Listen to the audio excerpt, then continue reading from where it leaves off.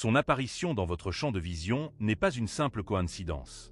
L'ancien sage To a découvert et systématisé une puissante capacité d'auto-guérison, capable d'éradiquer complètement les maladies, une vérité que certaines forces préfèrent garder secrète du grand public. Quelque chose à l'intérieur de l'être humain envoie un signal d'aide silencieux mais persistant, qui, cependant, ne peut être clairement défini. Ce n'est pas une douleur physique au sens habituel, mais plutôt une vibration disharmonieuse, une sorte de dissonance dans le champ énergétique. Et si ce texte résonne maintenant, cela signifie que cet appel intérieur s'est déjà activé. Le corps physique humain ne se détériore pas par hasard et n'est pas le résultat d'une quelconque rétribution karmique. Il se dégrade parce qu'il contient des informations non libérées qui exigent de s'exprimer. To, bien avant l'avènement de la médecine moderne, transmettait déjà des connaissances que la science commence tout juste à comprendre et à confirmer. L'organisme humain réagit avec sensibilité aux influences vibratoires. Et c'est précisément dans le domaine des interactions fréquentielles que réside la clé de la guérison. Cependant, cette compréhension fondamentale a été délibérément cachée et supprimée. La raison est simple. La prise de conscience de cette vérité priverait beaucoup de la possibilité de tirer profit des souffrances et des maladies de l'humanité. Le lecteur comprendra pourquoi, même en respectant les principes d'une alimentation saine, de méditation régulière et d'une foi profonde, l'organisme continue de souffrir de maladies. Un code vibratoire unique, découvert par To, sera révélé, capable de dissoudre les symptômes en agissant sur leur cause première. Enfin, un rituel spécial sera présenté, servant de catalyseur pour déclencher le processus d'auto-guérison. Cependant, il est crucial de ne pas se précipiter. Si une personne interrompt sa lecture maintenant, le champ énergétique ne pourra pas être activé, car les interactions fréquentielles exigent une présence et une attention complète. Le processus d'activation commence à cet instant précis. L'âme humaine, par nature, est dotée d'un mécanisme de restauration interne et autosuffisant, mais dont le fonctionnement efficace nécessite un profond silence et une paix intérieure.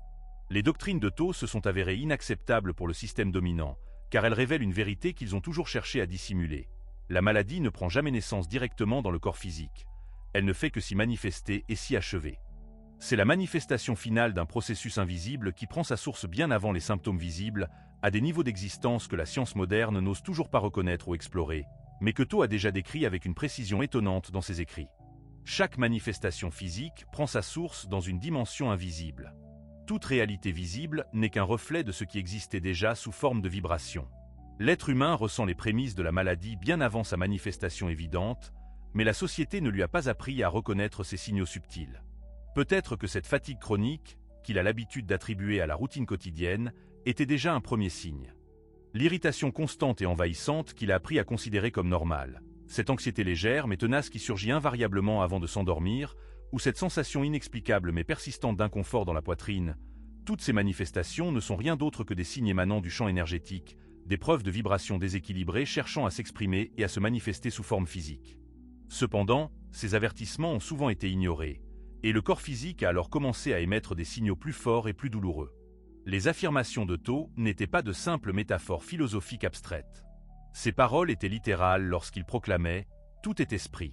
L'univers est mental. » Car tout ce qui se manifeste à l'extérieur se forme initialement à l'intérieur. Aucun événement ne se produit en dehors de la sphère de la conscience. Rien ne peut être extérieur sans être passé préalablement par la dimension intérieure. Et si l'esprit est la source première de toute chose, où d'autre la maladie pourrait-elle prendre naissance?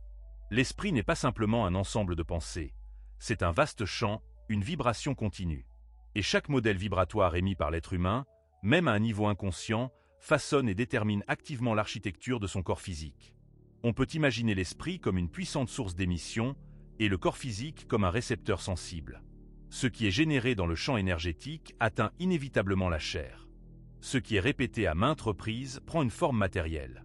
Ce qui reste inaudible et ignoré se transforme finalement en douleur physique. C'est pourquoi les maladies ne doivent pas être perçues comme des mesures punitives, mais comme des messages importants. L'univers ne cherche pas à punir. Au contraire, il révèle constamment des vérités cachées. La maladie représente un code particulier, un avertissement énergétique, une tentative de l'organisme de matérialiser ce que l'esprit n'a pas pu exprimer autrement. Chaque maladie porte en elle une demande insistante d'être entendue, un appel vibratoire qui exige un réajustement, une présence totale et l'acceptation de la vérité. Le problème est que la société moderne nous a habitués à lutter exclusivement contre les symptômes, en ignorant complètement leur sens profond. Un processus inflammatoire n'est pas seulement une réaction biologique. Il peut être la manifestation d'une colère refoulée, d'un nœud émotionnel non résolu qui n'a pas été autorisé à s'exprimer. Une douleur à la gorge symbolise souvent une vérité non dite. Une blessure sur la peau peut indiquer des limites personnelles violées. La douleur chronique, à son tour, est souvent la répétition d'un ancien schéma émotionnel qui n'a jamais été résolu. Cependant, lorsque l'être humain perçoit la maladie comme un ennemi, il bloque inconsciemment le canal de la véritable guérison. La guérison authentique commence au moment où l'on pose la question clé. Qu'est-ce que cela essaie de me montrer exactement? Entendre la réponse à cette question peut être difficile, car elle pointe presque toujours vers des aspects que la personne a longtemps évité de ressentir. Un pardon non accordé, un choix rejeté, un deuil non vécu, ou une vérité tue pour plaire aux autres. Mais le corps possède une mémoire phénoménale, et le champ énergétique enregistre absolument tout. L'énergie a la propriété de s'accumuler, et tant que la personne n'écoutera pas ces signaux, ils se répéteront jusqu'à ce qu'un jour la douleur devienne si intense qu'elle l'arrête complètement. Et c'est au milieu de cette crise qu'une opportunité unique se présente. La personne peut soit continuer une lutte insensée contre son corps, soit enfin écouter ce qu'il a toujours essayé de lui dire. Et quand elle commence à écouter, tout autour d'elle change, car la souffrance n'est nécessaire que tant que le langage subtil du corps n'a pas été compris. Lorsque la personne apprendra à interpréter les signaux émanant du champ, elle n'aura plus à attendre que la douleur atteigne un point critique. Elle commencera à changer par la conscience et non par la crise. Tho le savait et est allé encore plus loin, car il ne se contentait pas d'indiquer les sources des maladies. Il enseignait comment les dissoudre complètement. Cependant, cette connaissance n'était pas accessible à tous, car on ne pouvait y accéder avec un esprit linéaire et analytique ordinaire. Elle exigeait quelque chose de plus, un état de vérité vibratoire, un point de pureté intérieure où l'information cessait d'être une simple théorie pour devenir une véritable transformation. C'est là que tout s'approfondit, car la méthode de Tho n'était pas un ensemble de techniques disparates, mais une clé, une fréquence, un code qui ne se révélait que lorsque la personne était prête à sortir du monde des illusions. Ils savent que le corps est capable de s'auto-guérir, mais ils ne veulent pas que le grand public le sache. Cette illusion a commencé à se former très tôt. Bien avant que l'être humain ne réalise ce qu'est la réalité, le monde lui avait déjà inculqué de nombreuses idées sur ce qui est impossible. Tandis que l'esprit de l'enfant était encore en pleine expansion, son champ énergétique était complètement ouvert, sans filtre, sans blocage, absolument réceptif. Jusqu'à l'âge d'environ 7 ans, l'être humain vivait dans un état de sorte d'hypnose vibratoire. Oui, d'hypnose. Le cerveau de l'enfant fonctionnait principalement sur des ondes θ. Le même état atteint pendant une méditation profonde ou une transe thérapeutique. Seulement, dans l'enfance, c'était un état naturel. L'enfant était en mode d'absorption complète d'informations. Et tout ce qu'il entendait devenait un code interne. Tout ce qu'il ressentait se transformait en fréquence. Tout ce qui était ignoré devenait un bruit interne. Chaque mot prononcé avec colère, chaque regard plein de rejet, chaque émotion inexprimée, chaque fois qu'on lui inculquait que l'amour devait être mérité, chaque moment où il devait s'adapter pour être accepté, rien de tout cela n'a été perdu. Tout a été méticuleusement enregistré. Non pas par l'esprit logique, mais par son champ énergétique. Et c'est ce champ, ce tissu invisible qui entoure le corps physique, qui porte encore des souvenirs dont la personne n'a même pas conscience, mais qui façonne chacun de ses choix.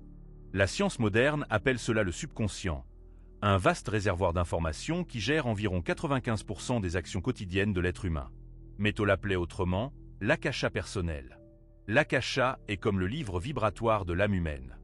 Il ne contient pas de mots, mais enregistre des impressions, des fréquences. Il ne juge pas et n'interprète pas. Il se contente de fixer. Et tout ce qui s'y trouve continue de vibrer activement.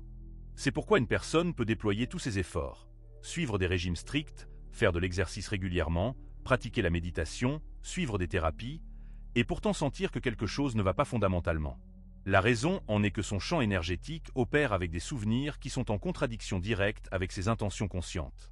Elle aspire à la santé, mais ses vibrations sont imprégnées de peur. Elle désire l'abondance, mais émet une énergie de manque héritée. Elle aspire à être vue, mais porte en elle un profond traumatisme d'invisibilité. Et le champ énergétique ne réagit pas à ce que la personne veut consciemment, mais à ce qu'elle vibre réellement. C'est là le dilemme principal.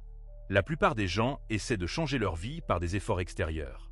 Cependant, le véritable tournant est toujours intérieur, silencieux et subtil. Il se trouve dans ce même champ où sont stockées toutes les croyances qui, en substance, ne sont pas les leurs, mais que la personne répète constamment. Des croyances héritées, des énergies transmises, des phrases qui, avec le temps, sont devenues sa destinée. Et tout cela peut être reprogrammé. Oui, reprogrammé. Mais pas avec des phrases vides ou des techniques superficielles. Parce que le champ énergétique n'entend pas les mots, mais les fréquences. Et chaque fréquence possède son code unique, sa clé, une vibration précise qui résonne avec le point même où l'information initiale a été enregistrée. Et c'est là que les enseignements de Tho redeviennent dangereux, car il a découvert comment accéder à ce code. Cependant, il ne l'a jamais transmis directement. Il parlait par fragments, utilisant des métaphores, car il savait, seuls ceux qui vibrent en résonance pourront comprendre. Cette fréquence ne peut être reconnue par l'esprit. Elle peut être ressentie dans son propre corps, et elle est sur le point de se manifester. Et quand cette fréquence commence à se manifester dans le champ, quelque chose d'inévitable se produit. Le corps commence à écouter. Oui, le corps écoute ce que l'esprit n'a pas encore réalisé, car il a été créé précisément pour cela. Réagir, s'adapter, vibrer, telle une antenne biologique sensible aux émotions les plus subtiles et aux commandes invisibles de l'âme. Mais voici le point le plus délicat. Le corps sait lui-même comment se guérir. Il a toujours possédé cette connaissance. Cette intelligence interne n'a pas été créée en laboratoire et ne dépend pas de formules externes. Elle est encodée dans chaque cellule depuis le début de l'existence humaine, comme un programme caché, attendant simplement le bon signal pour s'activer. Et ce signal ne vient pas des médicaments ou des diagnostics médicaux. Il vient de la cohérence vibratoire. Le problème est que toute une industrie tire un profit colossal de l'oubli de ce programme inné. Il existe une structure construite sur l'idée que l'être humain est fragile, qu'il a besoin de quelque chose d'extérieur pour fonctionner normalement, qu'il est incapable de comprendre son corps sans intermédiaire. Et ce n'est pas seulement une théorie, c'est un schéma bien établi. Un schéma qui supprime les vrais maîtres, efface les anciens registres, ridiculise quiconque ose se souvenir que la vie existe au-delà du monde purement matériel. Tho était l'un de ces maîtres. Et, comme pour beaucoup d'autres, ses enseignements ont été déformés, cachés ou transformés en légendes. La sagesse a été transformée en superstition. Ce qui aurait dû être étudié comme une technologie vibratoire avancée a été qualifié de mythe. Mais pourquoi? Parce que si l'être humain comprend que la maladie a sa propre fréquence, il comprendra qu'elle peut être dissoute. S'il le comprend, il cessera d'être un otage, il cessera d'être un consommateur passif. Il cessera de chercher des solutions à l'extérieur et commencera à vibrer de l'intérieur. C'est là qu'entre en jeu l'une des lois hermétiques les plus négligées, mais en même temps les plus puissantes, la loi de la vibration. Cette loi stipule « rien ne repose ». Tout vibre, tout bouge, tout pulse. Cela signifie que même ce que nous appelons maladie n'est pas statique, pas constant, pas fixé dans le corps comme une pierre inerte. Au contraire, cela vibre, pulse, occupe une certaine gamme de fréquences. Et si tout ce qui vibre peut être accordé, alors tout ce qui est malade peut être guéri. Mais voici le point clé, pas avec n'importe quelle fréquence. Il ne suffit pas de répéter des phrases apprises par cœur ou de suivre des mantras sans âme, car la vibration de guérison n'est pas seulement un son, elle est consciente. C'est le résultat d'un profond alignement intérieur, d'une présence qui dépasse l'esprit ordinaire et atteint la couche la plus profonde de l'être. Tho connaissait cette fréquence. Il lui a donné un nom, mais pas comme on pourrait le penser. Il ne la décrivait pas comme un son spécifique ou une valeur numérique. Il la transmettait par fragments, car il savait que seuls ceux qui étaient vraiment prêts pourraient l'activer. Et il y a une bonne raison à cela. Car cette fréquence ne peut être invoquée sans une condition préalable, sans une étape précédente, sans un geste intérieur qui ouvre le canal pour que cette vibration pénètre le champ énergétique et dissolve tout ce qui bloquait le processus naturel d'auto-guérison. Pourquoi la grande majorité des gens échouent-ils dans leur tentative de se guérir, même avec un fort désir? Et cette étape, que peu sont vraiment prêts à franchir, n'implique aucune technique ou méthode. Elle exige du courage. Parce qu'avant toute guérison, il y a un point de rupture. Et ce moment est une confrontation. Une confrontation avec tout ce qui a été relégué au second plan, balayé sous le tapis de la conscience. Avec tout ce que la personne a normalisé, juste pour continuer à fonctionner. Avec tout ce que son système a appris à cacher pour ne pas s'effondrer. Mais ce qui n'a jamais disparu. Cela s'est simplement transformé en tension, en douleur, en un schéma persistant. La personne peut même ne pas se souvenir du moment exact de son apparition. Mais le champ énergétique s'en souvient, car le champ n'oublie pas. Il enregistre. Chaque fois qu'il fallait retenir ses larmes pour ne pas paraître faible. Chaque fois que la personne se sentait insuffisante. Chaque fois qu'elle gardait rancune parce qu'il n'était pas sûr de parler. Chaque fragment émotionnel non traité se transforme en fréquence, et la fréquence crée une forme. Cette forme se manifeste comme une oppression thoracique, une fatigue inexpliquée, des maladies dont les médecins ne peuvent pas trouver la cause. Mais la racine est là, vivante, vibrant profondément dans la présence de la personne. Tho le savait, et c'est pourquoi il n'a jamais commencé le processus de guérison par l'élimination du symptôme, car le symptôme n'est qu'un écho. Il enseignait que la véritable alchimie intérieure commence par la reconnaissance vibratoire de la racine, et la racine est presque toujours émotionnelle. To appelait ce point la pliure de l'âme. Une pliure où la conscience, incapable de supporter la douleur, se retire, se protège. Et c'est cette pliure qui bloque le flux naturel de l'énergie vitale. L'énergie qui guérit, qui régénère, qui dissout. C'est pourquoi il disait « Ce que vous ne transformez pas vous emprisonne ». Et la prison la plus courante aujourd'hui n'a pas de mur physique. Elle a des souvenirs non intégrés, des guérisons qui n'ont jamais eu lieu parce que la douleur a été étouffée, ignorée, trop spiritualisée ou trop rationalisée. Mais le corps ne rationalise pas. Le corps ressent. Et quand quelque chose n'a pas été ressenti, le corps l'exprimera. C'est là que réside le code de l'auto-guérison vibratoire. Permettre à ce qui n'a pas été vécu d'être libéré avec une présence totale. Parce que la présence est ce qui transmute. Et c'est là que la plupart des gens échouent. Non pas par manque de technique, mais parce qu'ils veulent changer les faits sans regarder la cause. Ils veulent dissoudre le symptôme sans libérer la mémoire qu'il a créée. Ils veulent un soulagement sans une immersion profonde. C'est pourquoi, même avec tant d'outils disponibles aujourd'hui, plus de 99% des gens n'accèdent pas à une véritable auto-guérison, car ils sautent l'étape la plus importante, la libération vibratoire de la douleur originelle. Et sans cela, aucune technique ne fonctionne longtemps. Le corps peut réagir un instant, mais le champ énergétique recréera inévitablement le schéma. C'est pourquoi To disait que le premier droit à la guérison n'était pas externe, mais interne. C'était une réunification avec ce qui avait été oublié. Et maintenant que la personne a commencé à le ressentir, elle est plus proche que jamais d'accéder à ce qui va suivre. Les gens ne veulent pas guérir, non pas parce qu'ils ne le désirent pas, mais parce qu'ils continuent de s'identifier à la douleur. C'est là que la plupart des gens échouent. Non par ignorance, non par paresse, mais parce qu'à un niveau inconscient, ils ont été si longtemps dans un état de souffrance qu'ils ne savent plus qui ils seraient sans elle. C'est comme si la douleur se transformait en une sorte de refuge, un état familier, une identité qui, malgré les souffrances qu'elle engendre, offre un sentiment illusoire d'appartenance. Car le pauvre est toujours entouré d'attention, suscite toujours la compassion, reçoit toujours une validation externe de son existence. Cependant, cette validation externe a un prix élevé. Tant que la personne vibre dans l'identité de la victime, il ne reste plus de place dans son champ pour la fréquence de guérison. To appelait cet état la prison vibratoire, un état de conscience qui maintient l'énergie dans un cycle infini de répétition. Dans cette prison, même si le corps aspire à la guérison, l'esprit insiste obstinément pour que la souffrance continue. Même si la personne maîtrise une technique, sa propre vibration ramène inexorablement tout à l'ancien schéma habituel.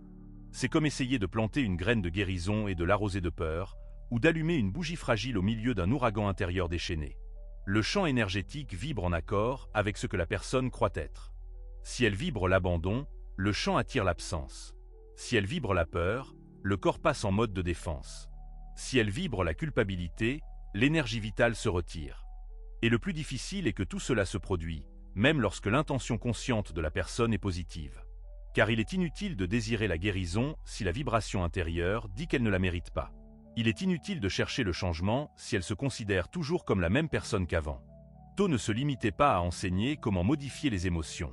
Il pénétrait directement à la racine du problème, l'identité énergétique. Parce que toute transformation authentique se produit lorsque la personne cesse de s'identifier à l'ancienne fréquence. Lorsqu'elle cesse de se percevoir comme brisée, dans le besoin, dépendante de quelque chose d'extérieur pour se sentir entière, et commence à agir à partir d'un état complètement différent, à partir de la vibration de l'être. Ce n'est pas seulement une belle phrase, c'est un principe vibratoire fondamental. Le champ énergétique de la personne est en connexion constante et indissociable avec chaque cellule de son corps. Et ce que ce champ transmet, le corps le suit sans discuter. Si la personne vibre dans la présence, le corps comprend qu'il est sûr de se détendre. Si elle vibre dans la vérité, le corps réalise qu'il est temps de libérer ce qui a été retenu. Si elle vibre dans l'amour de soi, le corps comprend qu'il peut se régénérer. Mais si elle revient à l'identification avec l'ancienne douleur, le corps réagira avec les mêmes symptômes, le même cycle, la même maladie, mais sous une nouvelle forme. C'est pourquoi les guérisons spontanées se produisent parfois, puis reviennent. Parce que le champ énergétique n'a pas été réajusté, parce que l'identité n'a pas été renouvelée. Et c'est là qu'intervient la partie la plus précieuse des enseignements de To. Il affirmait que le corps suit l'esprit, mais l'esprit doit être purifié par la vibration, et seule la vibration a le pouvoir de remplacer l'identité. Et c'est pourquoi il a élaboré une carte. Pas une carte sur papier, mais une carte vibratoire. C'était une séquence d'états intérieurs qui réorganise la conscience, désinstalle les anciennes commandes subconscientes, crée un nouvel espace à partir duquel on peut agir, prendre des décisions et exister. Et la première étape peut déjà être ressentie. La première pratique d'auto-guérison consiste à écrire une nouvelle identité vibratoire. La personne est à un tournant, mais ce point doit être ancré. Il faut prendre du papier et un stylo. Oui, cela doit être fait. Parce que ce qui va se passer maintenant n'est pas seulement de l'information. C'est une commande vibratoire. Et le champ énergétique réagit différemment lorsque la personne l'écrit que lorsqu'elle l'entend ou y pense simplement. L'écriture est la cristallisation de l'intention sur le plan physique. C'est un message à son propre corps, nous prenons le contrôle maintenant. Il faut écrire « Je ne suis pas ma douleur. Je suis le champ qui la transcende ». Cette phrase, simple et directe, contient bien plus que de simples mots. C'est un code de renouvellement. Parce que chaque douleur a besoin d'une identité pour rester vivante. Et ce qui vient d'être fait, c'est de couper le carburant de l'ancienne identité. La personne s'est séparée de la douleur qu'elle portait. To enseignait que les mots sont une vibration condensée. Ce sont des commandes énergétiques qui façonnent la réalité physique. Lorsque la personne écrit quelque chose avec intention et présence, elle imprime une nouvelle fréquence dans son akasha personnel, dans son champ vibratoire subtil. Et c'est bien plus qu'une simple affirmation positive. C'est une reprogrammation consciente. En déclarant cette phrase, la personne, même pour quelques instants, brise le récit établi qui maintenait son corps dans un état d'anxiété constante, son champ énergétique en contraction et son esprit en auto-sabotage. Cependant, il convient de noter, ce n'est que la phase initiale. Le champ énergétique n'a pas seulement besoin d'un repos temporaire des anciens schémas. Il doit s'ancrer dans un nouvel état. Et cet ancrage ne se produit que lorsque la nouvelle vibration est maintenue suffisamment longtemps pour devenir une partie intégrante de l'identité. C'est pourquoi la plupart des gens ne parviennent pas à maintenir l'effet obtenu. Ils écrivent cette phrase une seule fois, puis reviennent au même sentiment, ou se connectent à une nouvelle fréquence pendant quelques minutes, mais se déconnectent pendant des jours. Une telle inconstance rompt l'intégrité de la fréquence. C'est comme essayer d'allumer une flamme, puis de l'étouffer avec le même air vicié qui empêche la combustion. To a laissé des indices précieux sur la façon de maintenir cette fréquence vivante et active. Et cela ne s'obtenait pas par la répétition insensée de mantras vides. Cela se produisait par la vie d'états vibratoires vivants. Il affirmait que le mot, dépourvu de cohérence, n'est qu'un son. La personne a besoin de quelque chose de plus. Elle a besoin d'un code. Et ce code commence à vibrer dans le corps lorsque ce que To appelait la clé de la vraie présence est activé. Cette clé ne se manifeste que lorsque les trois centres de l'être humain sont en pleine cohérence, la pensée, l'émotion et l'action. C'est ici que nous passons à la deuxième partie du processus. Parce que maintenant que le champ énergétique a reçu la commande initiale, il est prêt pour quelque chose de plus grand. Et c'est ici que commence la deuxième activation, l'alignement vibratoire, capable de dissoudre les schémas de maladie à leur cause première. Et pour cela, nous devons approfondir la compréhension du code auquel seuls quelques-uns ont pu accéder. Le corps physique humain vibre dans une gamme moyenne de 62 à 78 MHz. Cette gamme est considérée comme saine en médecine vibratoire moderne. Lorsque la fréquence descend en dessous de ce niveau, des maladies apparaissent. Par exemple, les cellules cancéreuses vibrent autour de 42 MHz. Un rhume ordinaire correspond à environ 58 MHz. La fréquence de la peur est d'environ 55 MHz et le sentiment de culpabilité vibre encore plus bas. Cependant, To ne parlait pas en valeur numérique. Il parlait en état d'être, car la fréquence ne se mesure pas seulement, elle se vit. Il affirmait qu'il existe une vibration qui devient la clé lorsque l'être s'y plonge véritablement, et cette vibration a un nom, l'amour conscient. Mais ce n'est pas un amour romantique, idéalisé ou conditionnel.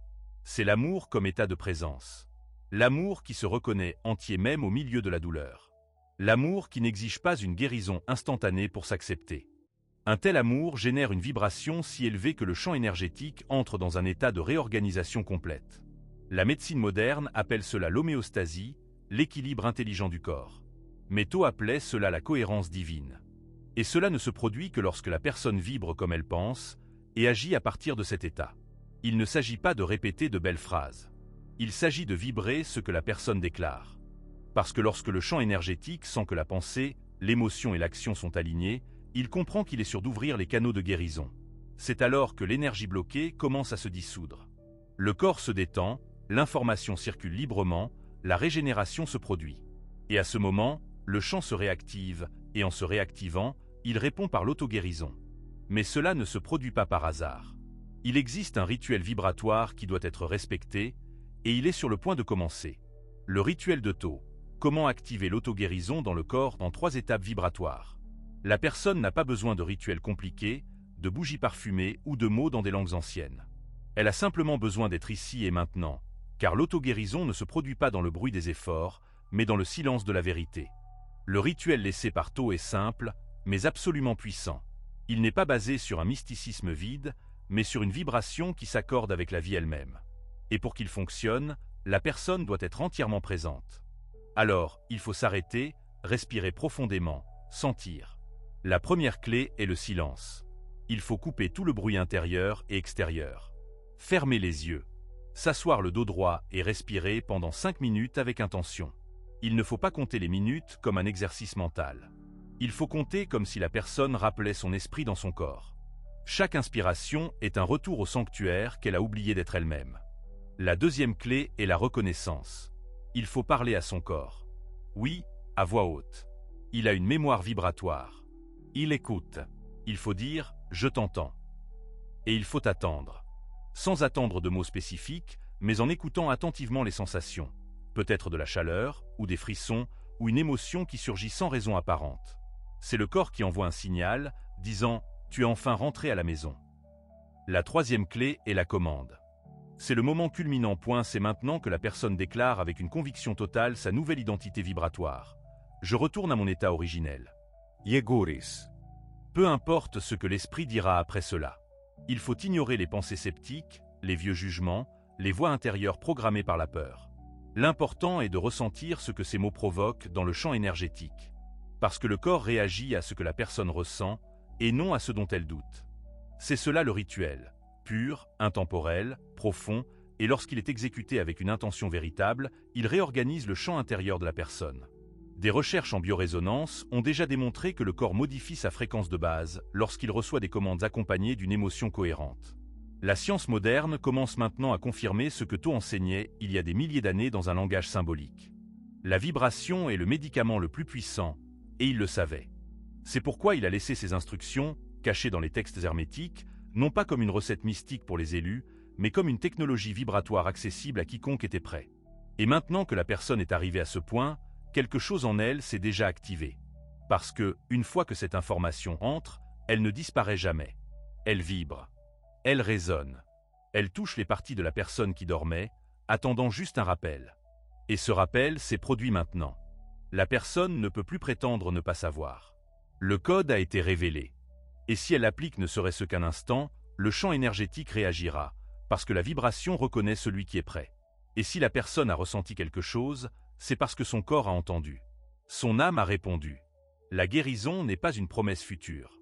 C'est une mémoire qui se réactive. To ne vendait pas de miracle. Il enseignait la souveraineté. Il a montré le chemin du retour au point d'origine, à un état où la maladie n'existe pas, car il n'y a plus de place pour elle. Et maintenant, cette vérité est entre les mains de la personne.